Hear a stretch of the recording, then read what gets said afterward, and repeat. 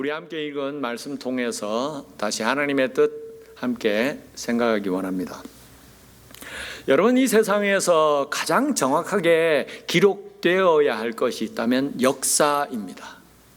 역사는 지나간 일들에 대해서 정확한 사실을 공정하게 기록해야 후대 사람들이 예전에 어떤 일이 있었는가를 알고 교훈을 삼을 받을 수 있기 때문입니다.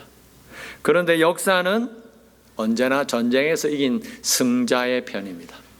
똑같은 사건이라도 기록하는 사람에 따라서 그 똑같은 사건을 바라보는 시각이 달라지기 때문에 결국은 전쟁에서 이기고 끝까지 살아남은 사람들이 역사를 기록하다 보니까 전쟁에서 패하고 그렇게 망한 나라의 모습, 패자의 모습은 어쩌면 역사에 왜곡된 조금은 사실과는 다른 모습으로 기록될 때가 있다는 것입니다.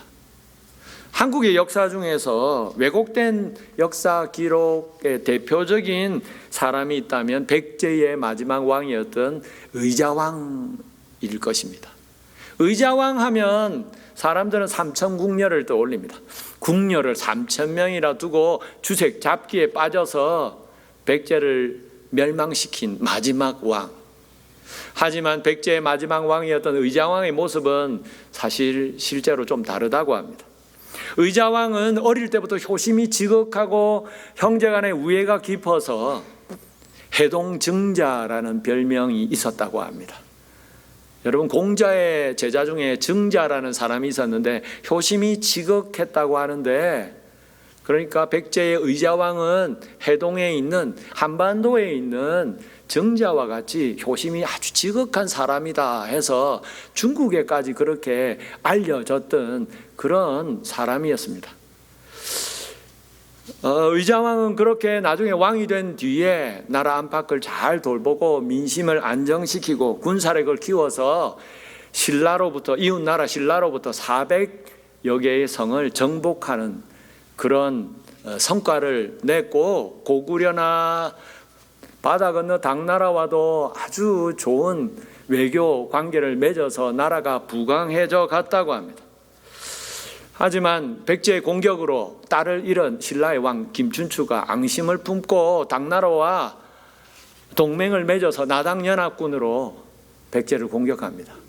서해를 통해서 당나라 해군이 13만 명이 쳐들어오고 육지를 통해서 신라 5만 명의 군사가 쳐들어오니까 의자왕은 급하게 계백을 보내서 5천 명의 결사대로 신라 군사를 막으려고 했지만 결국 패하고 부랴부랴 왕족들과 왕자들을 데리고 수도인 사비성을 버리고 옆 웅진성으로 피난을 갑니다.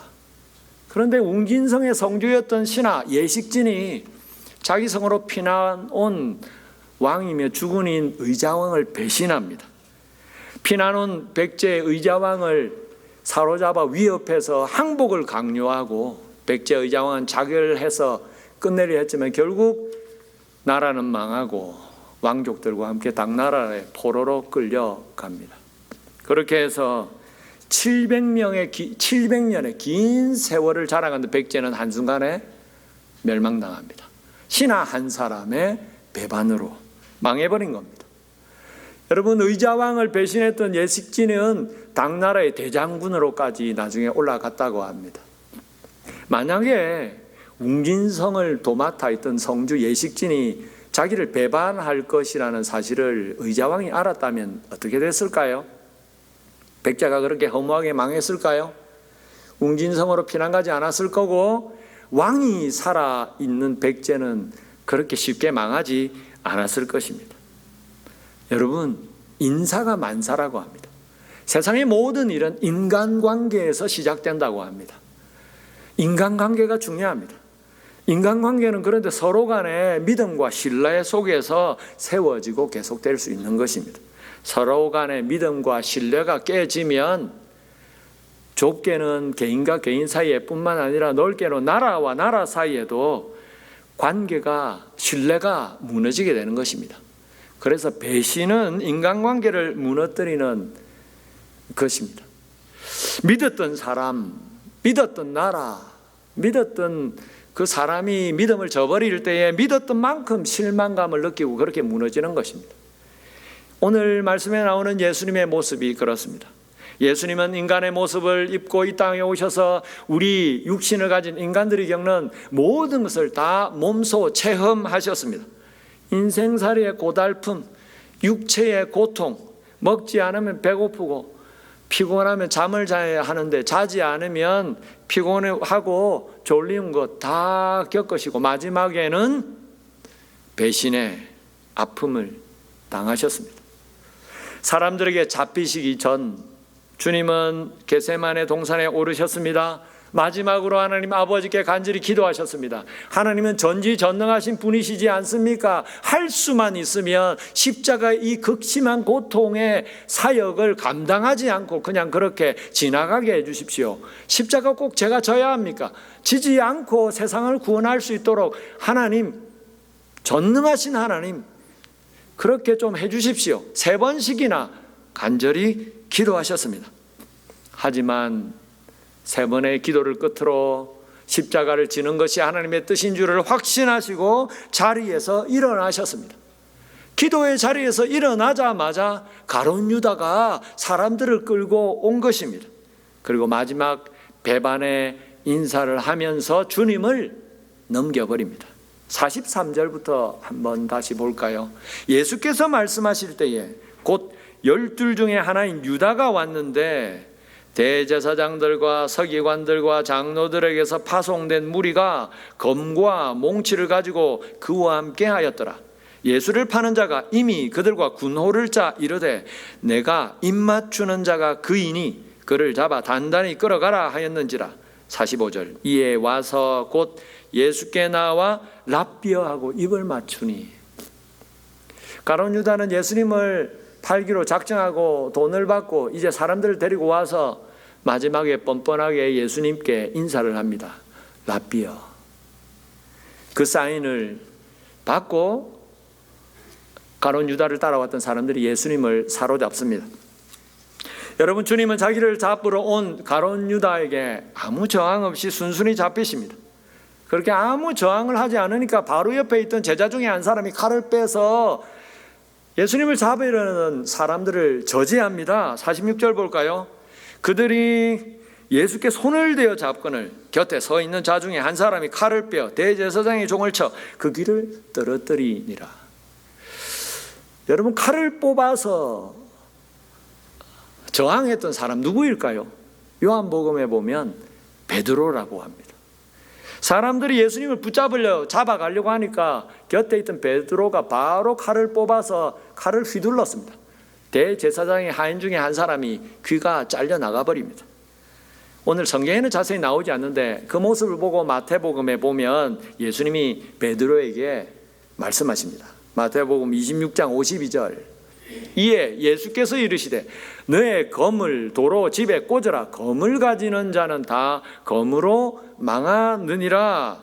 너는 내 아버지께 구하여 지금 12영 더 되는 천사를 보내시게 할 수 없는 줄로 아느냐. 내가 만일 그렇게 하면 이런 일이 있으리란 성경이 어떻게 이루어지리요 하시더라. 여러분, 예수님을 잡으러 온 그날 아침 예수님을 잡으러 가룟 유다와 함께 온 사람들이 몇 명쯤 되었을까요?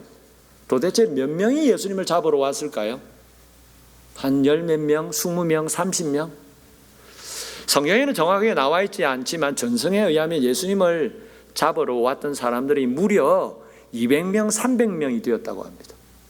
왜냐하면 예수님의 기적을 일으키는 능력의 사람으로 알려져 있었기 때문에 대제사장들, 종교 지도자들은 예수님 그 한 사람 잡기 위해서 200명, 300명, 우리가 앉아있는 이 자리 꽉 채워도 겨우 200명이 될까 말까 하는데 그 많은 사람들을 가룟 유다에게 붙여서 보낸 것입니다. 그것도 칼을 다 차고 주님 그 한 사람 잡기 위해서. 그래서 그 우르르르 200명, 300명이 와서 예수님을 잡으려고 하니까 베드로가 마지막 저항을 한 것입니다. 칼을 빼들고 휘두른 것입니다. 하지만 주님은 베드로에게 칼을 빼지 말고 칼집에 꽂으라. 칼을 뺀 사람, 칼로 하려고 하는 사람은 칼로 망한다 하시고 아무 말 없이 순순히 잡혀가셨습니다. 왜 그러셨을까? 그렇게 잡히시는 것이 하나님의 뜻인 줄을 아셨기 때문입니다. 48절 다시 한번 확인해 볼까요? 예수께서 무리에게 말씀하여 이르시되 너희가 강도를 잡는 것 같이 검과 몽치를 가지고 나를 잡으러 나왔느냐? 49절 내가 날마다 너희와 함께 성전에 있으면서 가르쳤으되 너희가 나를 잡지 아니하였도다. 그러나 이는 성경을 이루려 함이니라 하시더라. 여러분, 예수님은 하나님의 아들이십니다. 모든 세상의 권세를 다 가지고 계셨습니다. 하지만 하나님 아버지께서 세상을 구원하시기 원하시고 세상을 구원하시기 위해서 아들 예수 그리스도께서 십자가를 지시는 것이 하나님의 뜻이라는 것을 그런 아셨기 때문에 모든 것을 참으셨습니다. 여러분, 예수님은 사실 가룟 유다가 자기를 배신할 것이라는 사실을 이미 가룟 유다를 택하실 때부터, 가룟 유다를 처음 만날 때부터 다 알고 계셨습니다. 그런 가룟 유다를 3년 반 동이나 말없이 데리고 다니셨습니다. 그리고 마지막 겟세마네 동산에서 기도하는 그 마지막 순간까지 기도가 끝나면 가룟 유다가 사람들을 200명, 300명이나 되는 사람들 데리고 자기를 잡으러 올 것이라는 사실을 미리 다 알고 계셨습니다. 그리고 주님은 우르르르 200명, 300명이 칼을 차고 자기를 잡으러 왔을 때에 단 한 번의 말씀 한마디로 그 사람들을 다 저지시키고 날려버릴 수 있는 분이십니다. 하지만 주님은 다 내려놓으시고 순순히 잡히셨습니다. 여러분, 이길 수 있는 힘이 있는데도 불구하고 참고 맞아주고 져주는 것 참 어렵습니다. 다 알면서도 배신당하는 것 인간적으로 정말 힘듭니다. 여러분, 여러분이라면 어떻게 하시겠습니까? 저 사람이 나를 배신할 거고 나를 잡아갈 거고 나를 억압할 거고 나를 해칠 거다. 내가 충분히 그를 저지하고 막고 제압할 수 있는 힘이 있다면 여러분 어떻게 하시겠습니까? 감히 나를 단번에 그를 저지하고 대적하고 오히려 나를 대적하는 사람들을 결박해 버릴 것입니다. 혼쭐을 낼 것입니다. 사람의 방법은 이에는 이, 눈에는 눈. 여러분, 우리 인간의 마음으로는 나를 해치려고 하는 사람 보면 당장 되갚아 주려고 합니다. 복수를 해야 우리 인간들은 마음이 시원합니다. 그런데 하나님은 원수를 사랑하라고 하십니다. 오른뺨을 치면 왼뺨까지도 치도록 대주라고 하십니다. 억지로 붙잡아서 내 속옷을 빼었으면 겉옷도 다 벗어주고 억지로 붙잡아서 오리를 같이 가자고 억지로 이끌면 심리든 뭐든 원하는 대로 다 해주라고 하십니다. 마태복음 5장 38절 또 눈은 눈으로 이는 이로 갚으라 하였다는 것을 너희가 들었으나 나는 너에게 이르노니 악한 자를 대적하지 말라. 누구든지 내 오른뺨을 치거든 왼편도 돌려대며 또 너를 고발하여 속옷을 가지고자 하는 자에게는 겉옷까지도 가지게 하며 또 누구든지 너로 억지로 오리를 가게 하거든 그 사람과 심리를 동행하고 내게 구하는 자에게 주며 내게 구고자 하는 자에게 거절하지 말라. 여러분, 예수 믿는 우리 크리스찬들에게 주님이 요구하시는 게 이게 뭡니까? 인간적으로 할 수 있는 일들입니까? 여러분, 정말 우리가 할 수 있는 일입니까? 원수를 사랑하라. 나에게 뭐든지 요구하고 빼앗으는 자에게 다 빼앗겨주고 맞아주고 다 그렇게 해주라 말씀하십니다. 인간적으로 따지면 도저히 할 수 없는 일입니다. 하지만 주님은 그런 일들을 우리에게 하라고 하십니다.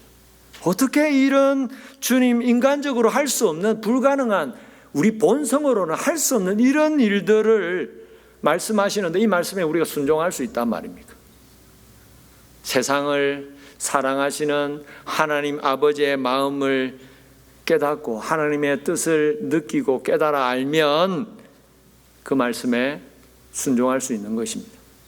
주님이 그러셨습니다. 마음만 먹으면 한순간에 자기를 잡으러 온 배신자 가룟 유다와 그 사람들을 단숨에 제압할 수 있으셨지만 하나님 아버지께서 원하시는 것이 뭔지를 주님은 정확하게 아셨기 때문에 아무 말 없이 바보처럼 그냥 그렇게 붙잡혀 주셨던 것입니다. 붙잡혀 가신 게 아니고 붙잡혀서 일부러 붙잡혀 주신 것입니다. 그렇게 해야 세상 모든 사람들을 구원할 수 있다는 것을, 그게 하나님의 뜻이라는 것을, 그 뜻을 이룰 수 있다는 것을 주님은 아셨기 때문입니다.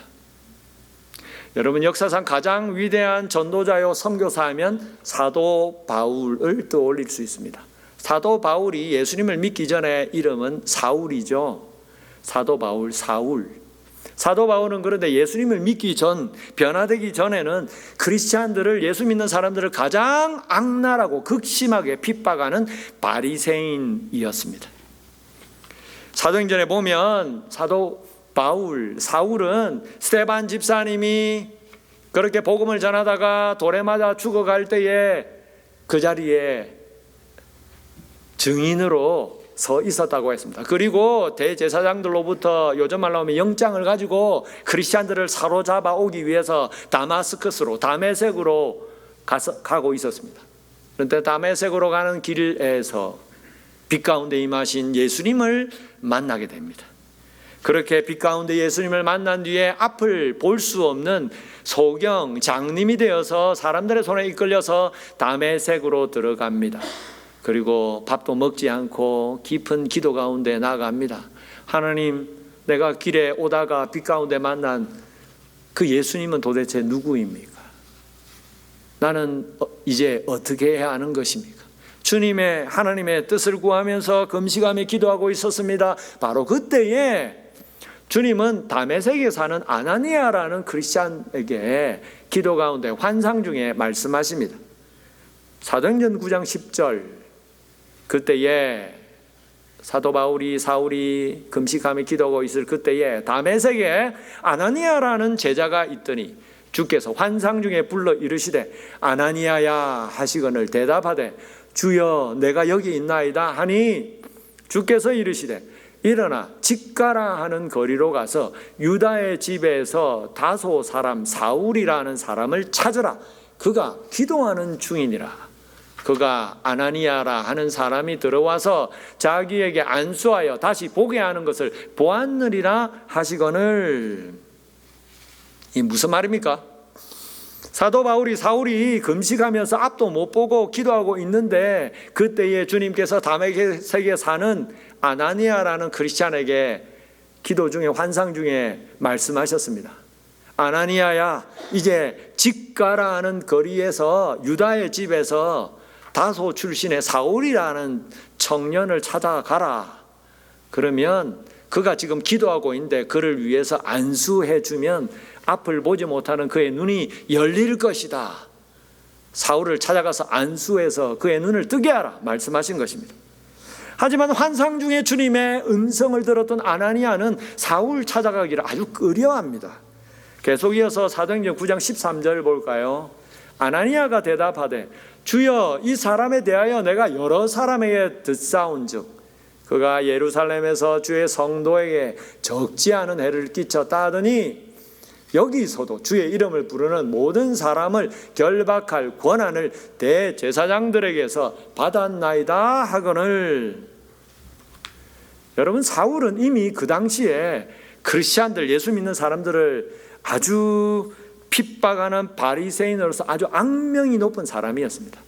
그래서 그가 다메섹에 사는 크리스찬들까지 다 잡아가려고 영장을 들고 오고 있다는 소식을 이미 다메섹에 살고 있었던 크리스찬 아나니아까지 알고 있었습니다. 그래서 아나니아는 사도 바울, 사울을 만나라고 하는 주님의 말씀을 듣고는 주님, 그 사람 우리를 핍박하고 사로잡아 간다는 사람인데 저는 그렇게 그 사람 만나고 싶지 않습니다. 생명의 위협을 무릅쓰고까지 가고 싶지 않습니다. 솔직한 심경을 얘기했습니다. 그러자 주님은 분명한 주님의 뜻을 그에게 말씀하십니다. 사도행전 9장 15절, 주께서 이르시되 가라, 이 사람은 내 이름을 이방인과 임금들과 이스라엘 자손들에게 전하기 위하여 택한 나의 그릇이라. 그가 내 이름을 위하여 얼마나 고난을 받아야 할 것을 내가 그에게 보이리라 하시니. 저는 크리스찬들을 핍박하고 죽이려고 하는 그 사울 만나고 싶지 않습니다, 주님. 그러자 주님이 뭐라고 말씀하십니까? 아나니아야, 그 사람 내가 택한 그릇이다. 그 사람을 통해서 수많은 사람들을 구원하는 일을 할 것이다. 그게 내 뜻이다. 내 뜻에 순종하여서 가라 말씀하신 것입니다. 여러분, 하나님 앞에 참된 순종, 우리가 어떻게 어디서부터 시작할 수 있는 것입니까? 우리의 순종을 통해서 하나님의 뜻이 이루어진다는 사실을 믿을 때, 그 뜻을 우리가 깨닫게 될 때에 우리는 순종할 수 있는 것입니다. 순종을 시작할 수 있는 것입니다. 여러분, 그래서 성경에 나오는 사람들은 순종의 사람들 이전에 먼저 하나님의 뜻을 깨닫고 분별하고 그 뜻을 믿음으로 받았던 믿음의 사람들이었습니다. 여러분, 하나님은 우리를 통해서 오늘날 하나님 당신의 뜻을 이루기 원하십니다. 세상 사람들에게 구원의 복음을 전하기를, 우리를 통해서 그렇게 하기를 원하십니다. 우리를 통해서 하나님의 살아계심을 나타내기 원하십니다. 하나님의 사랑을, 세상 사람들을 얼마나 사랑하시는지를 우리를 통해서 나타내고 전하기를 원하시는 것입니다.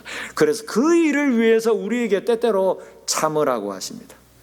오랜밤 때리면 왼편도 돌려대 주라고 하십니다. 칼을 우리가 충분히 뽑아서 대적할 수 있지만 참으라고 하십니다. 바보 같은 순종을 통해서 하나님께서 뜻을 이루시겠다고 말씀하십니다. 여러분, 예수님을 믿는 믿음의 사람, 이제 하나님의 자녀이기 때문에 우리가 참아야 할 것 무엇입니까? 내가 믿지 않는다면 당장 팔을 걷어붙이고 한판 충분히 싸워서 이길 수 있지만, 예수 믿는 사람이기 때문에 참아야 할 것은 없습니까? 여러분, 우리가 그렇게 믿음으로 주의 뜻을 생각하며 인내하고 순종할 때에 하나님의 뜻이 이루어진다는 것을 명심하시기 바랍니다. 우리의 작은 순종을 통해서 하나님은 분명히 하나님의 뜻을 이루시고 믿지 않는 사람들을 주님 앞으로 불러주실 것입니다. 말씀을 맺겠습니다. 예수님이 잡히시는 그 새벽에 예수님을 따라 죽기까지 주님 따라가겠다고 했던 제자들, 한순간에 다 자기들 살겠다고 뿔뿔이 다 흩어져 버렸습니다. 예수님은 그렇게 사로잡혀 가시고 제자들은 다 뿔뿔이 흩어져 숨어버렸는데, 아마도 제자들은 숨어 있으면서도 은근히 기대했을 것입니다. 우리 예수님 안전뱅이도 일으키시고 문둥병자, 나병 환자도 한순간에 고치시고 죽은 사람마저 다 살려내셨는데, 죽어서 무덤에 장사된 나사로마저도 죽어서 썩은 냄새가 나는 그 시체 나사로를 살려 일으키셨는데, 예수님 그냥 가만히 있겠나? 아마 분명히 기적을 일으키셔서 날이 밝기 전에 상황 다 정리될 것이다, 그렇게 은근히 기대하고 있었을 것입니다. 하지만 그날 밤 제자들이 기대하던 일들은 아무 일도 일어나지 않으셨습니다. 예수님은 그냥 묵묵히 잡히셔서 대제사장의 법정에까지 끌려가셨습니다. 온 세상을 구원하기 원하시는 하나님의 뜻, 그 뜻을 알고 계셨기 때문에 주님은 아무 저항 없이 그렇게 고난의 길을 순종하며 가신 것입니다. 여러분, 주님은 우리에게도 주님처럼 그런 인내와 순종을 원하십니다. 그 순종과 인내를 위해서 우리는 그래서 기도해야 합니다. 하나님의 뜻이 무엇인지, 우리에게 닥친 이 상황, 문제, 그 가운데 두신 하나님의 마음, 하나님의 뜻이 무엇인지를 알게 하옵소서, 깨닫게 하옵소서. 하나님 아버지의 마음을 깨달을 때에, 하나님의 뜻을 깊이 깨달을 때에 우리도 주님처럼 순종할 수 있을 것입니다. 여러분, 오늘도 주님처럼 어떤 상황 가운데 무슨 일을 만나든지 먼저 하나님의 뜻을 구하고 하나님의 뜻을 깨닫고 그 뜻에 순종하여서 하나님의 뜻을 이루어드리는 저와 여러분의 믿음의 삶 되시기를 주님의 이름으로 축원합니다.